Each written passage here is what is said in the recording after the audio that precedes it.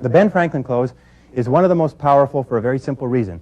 The Ben Franklin close closely parallels how you and I think. Now, you and I think when we make a decision, we weigh the pros and cons. We look at what the reasons are for making the decision and against making the decision. And the Ben Franklin close goes back to Ben Franklin, who was America's first millionaire, by the way, first self-made millionaire, Benjamin Franklin. Started off penniless. And he used to make his decisions by taking a piece of paper and drawing a line down the center, and he'd write all the reasons in favor of making the decision on one side of the paper and all the reasons opposed to it down the other side, and then he'd sit and he'd study the reasons and make his decision. Now, whenever you're selling anything complex, this is a very fine method. For the person who's having difficulty making up their mind because of a variety of different factors, you say, Mr. Prospect, let's use the Ben Franklin decision-making method. It's a very simple method. Ben Franklin used to use this, and he became one of the richest men in America making decisions on this basis. And this is what we'll do. You take a piece of paper, draw a line down the center, and I say, and let's write down all the reasons in favor of making this purchase decision, all the reasons in favor of buying this. Okay? And so you sit down and you start listing the reasons. Remember we talked about this? Yes. And remember we talked about that? Yes. And we talked about this, and it does this, and it does that, and you have this, and it includes this, and so on.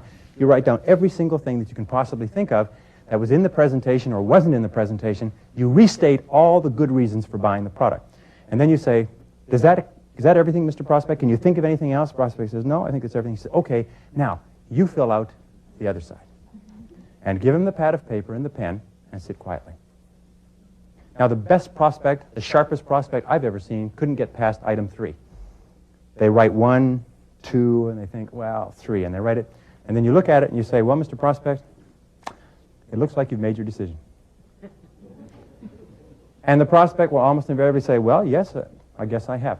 I taught this to a gentleman who was in commercial real estate. And he said he'd heard about this close all his life. Everybody's heard about this close, right?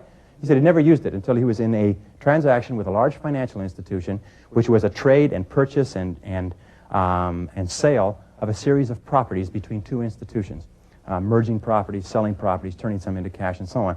And he'd been going back and forth with these people for 3 weeks. He said, finally, he said, why don't we use the Benjamin Franklin decision-making method? They had nothing to lose.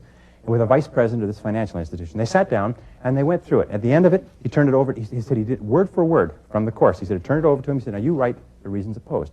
He came up with 2 or 3 reasons, and he says, well, it looks like you made your decision. And he said, you're right, I have. Let's go with it. And he said he made about $15,000 commission on that deal. He said, just amazed. I met him the day after he'd used this. He said he'd heard about that closing technique all his life, and he'd never used it because it seems so simple.